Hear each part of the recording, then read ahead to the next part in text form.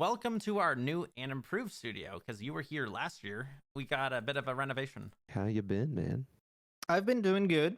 I've been making a lot of progress in the fields I have never tried. I improved my relationships a lot of new friends and a lot of old friends. My girlfriend. It's been difficult to me in general. The relationships with people helping a lot. How long have you and your girlfriend been together? More than 4 years for now. You should probably propose. I should, but I can't. What's stopping you? The current situation that I'm in is stopping me from that. Oh yeah, that makes sense. You said before we started this there were some talking points that you wanted to be sure that you brought up. Is there anything like that you wanted to talk about right now? I remember that in the past year, I said that I eventually worked for my father. He just recorded wedding videos and all that stuff. Oh And yeah, that's right. he recorded them, then edited them, and he was in a need of music. I found that one video, it was called My Cadence. It was so fitting. I tried to dive in and pretty much ended into the fandom. I never watched the series. It's interesting that you found it through looking for wedding music and you found pony music via wedding music. So that's something we haven't really heard before. And then I ended up with some really gore and bloody stuff like rainbow factories and so on. Yeah, this fandom's so strong that you don't even need to watch the show to be a part of it. It's the same idea with something like Bluey. Like, it's a show that's meant for kids, but adults are able to watch it and like it. You fucks with Bluey at all, Zero? What is this? I'm sorry. You don't know what Bluey is? Oh no. No. That's okay. I relate Bluey to MLP a bit because yeah, it's meant for kids, it's childish. But when you're an adult watching it, it's like watching a whole different show. I can tell that kids are watching and they're seeing something different than what adults are seeing. Adults are like tearing up watching this show while the kids are like, Bluey, yeah, I love Bluey. Yeah, like, the kids will put themselves in the shoes of Bluey, right? And like when Bluey goes through like her problems and stuff like that and like things that she needs to overcome, the kids can identify with that. But like when the adults step in, like Bandit, for example, like the adults can like put themselves in his shoes and they can like identify and relate with him. The kids are cheering, having a good time watching Bluey. Meanwhile, mom and dad are in the background crying because like, there's just like a huge life lesson on screen and the kids are just blind to it. Not every kid is blind to it, but I get what you're saying. What I'm more talking about is like there'll be a vasectomy joke on screen, but it goes right over the kids' heads and the parents get to laugh at it. One of them is like one of the adults can't have kids and the kids just don't understand, but the adults are like crying. Like, that's they're like all heartbreaking. sad. Yeah, it's so sad, but like as a kid you don't understand what's happening. They're trying to teach the kids like how to be thoughtful of that kind of thing without that, even though they don't know exactly what's happening, while Yeah, the you adults just are gotta like, be oh my respectful." god, this is so sad. Oh, you know, that's a serious topic. It's a very serious topic that they can somehow still make okay for a kid show. It's Yeah. really good. Like they're really good at doing that. Not everything that looks like a kid show is actually a kid show. I know that a lot of movies, a lot of shows, a lot of even if it's music, you can just listen to one music in like childhood, and then later find Yes. different senses, different like meanings in these words in the same like music that you were listening to 10 years ago, and you will look at it with different eyes and say, what the heck am I watching? What the heck am I listening to? There's one movie I've talked about it a few times now. The Mhm. movie that does that the best is the Goofy movie. As a kid, when you watch it, you're watching it through Max's perspective, his son. And you're Mhm. like, man, I get Max so much. I don't want to miss a party and go on a camping trip with my dad. Like this sucks. Like screw you, Goofy. But then you watch it again as an adult and you're like, damn, Goofy just wants to spend time with his son before he grows up. And it's just like, I love shows that can do that and movies that can do that. Yeah. We got a little off topic here. I'm sorry. No, that's great. No. good talk. It's okay. It's all right. 000. Yes. Do you have any projects you're working on right now that you want to talk about? Right now, my main focus is something social. Obviously, I mixed some music, which is just a little bit of the work that I did. I made the 3D model from scratch.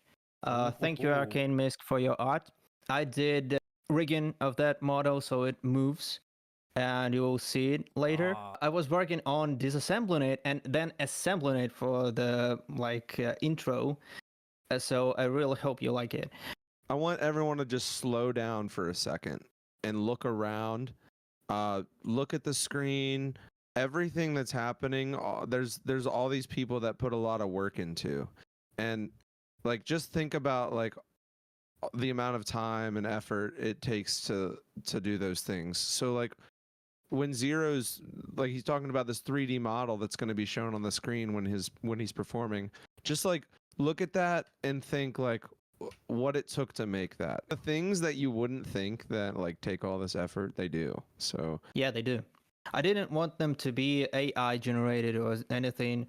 I always want the full control on what I do. I just want to express myself with it. I never ever learned the 3D modeling. I had to learn it from scratch and make it for something social for 3 months. Like every day, I just got up and opened my laptop and tried to figure out something interesting with that. If you look around, take a look at the Neon Heights.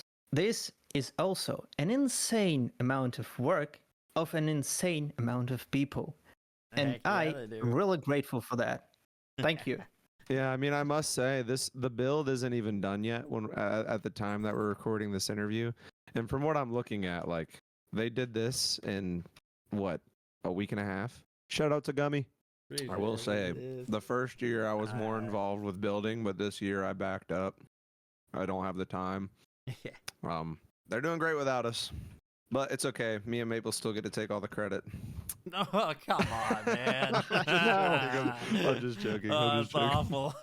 Yeah, I did all of this, guys. You see Let me that? tell you. I did that. Single-handedly. No, I didn't touch this build. None of this. Me and Maple are chairs. We didn't touch this build. This is all the work of our build team. Good job, guys. What I also remember, you asked me, how did I find the ponytail? But it got cut, so okay. I won't cut it this time. All right. Lynn, you're editing this right now, Lynn. You have to put this in, Lynn. Don't cut this, Lynn. Yeah, all right, Lynn. we're good. All right, don't cut this future me. All right, go ahead. The YouTuber, I guess his name is Theo Rafa J. His series of Rainbow Factory. For me, it was something out of this world. I found a YouTuber, and here we are. I really wish for the animators to make more of that stuff. I would love to be a part of one of those, but I saw one of their animations on TikTok, and I messaged them. I was like, yo, this is really cool. They're 6.5K subscribers away from a YouTube play button. So anyone watching right now, go subscribe to Tio Rafa. Get them that YouTube play button. Heck yeah. They're almost there. They'll be the first Ponytown creator to get a YouTube play button. We need Ponytown to have a YouTube play button in there. Like someone needs a YouTube play button just from Ponytown, and Tio Rafa's the closest. Yeah, he deserves it. Well, let's be honest. We wouldn't be where we are today if not for the art team. Arcane Mist, the works of Scissor Bolt, the works of Dust Bunny, and lots of other people. They're just amazing. Scissor Bolt, I've been friends with her for many years now. She's been there with me since the beginning, and I've seen her art since the beginning grow. Like she's probably the only one that was there when I started my TikTok and is still there now that I've been friends with the whole time. And she doesn't get the views, she doesn't get all the attention, and she doesn't care either. and she's been that way since I've known her. She just loves doing what she does. There's only 2 people that we have met in this fandom that the fandom has become their primary source of income, and they are living and thriving off of it. It does not happen for many. When you're looking at the counters and you're aiming for the profits, everything that had to be creative and had to express yourself, it starts to look like a product. It starts to look like something commercial that you would never ever really like to listen to by yourself. The people that I know who make their money, they're living off of this fandom and creating. If you think their lives are great compared to yours, if you think their life's perfect and they're making so much money that they have no worries but to just have fun, you're wrong. It's very rare that you find someone who is actually profiting off of this fandom, happy and, go lucky fun time all the time. I don't have the confidence and willpower to live that way. As cool as it looks and as great as these people make it look online, it's not. It's not all fun and games. I'm not just gonna make a video just for the sake of making a video. Like, I want to have fun doing it. Mick Gordon once said, the best part of my job is that it is 5 meters from my bed. But the worst part of my job is that it is 5 meters from my bed. So that's absolutely true. So Zero, you are kicking us off on this event. Yeah. You're about to go on, and I wish you luck out there. Thank you for everything we just talked about. That was awesome. Thank you too. I really wish we could hang together more often, I'd say. The Something Social Discord is open for everyone to join. Zero, that's where we usually hang out. You're free to join us as well. If you guys want to meet with Zero, we'll be in there. When we are, you'll see us in there. But I hope everyone has a good event. Welcome to Neon Heights. Welcome to Neon Heights. Let's get this show on the road.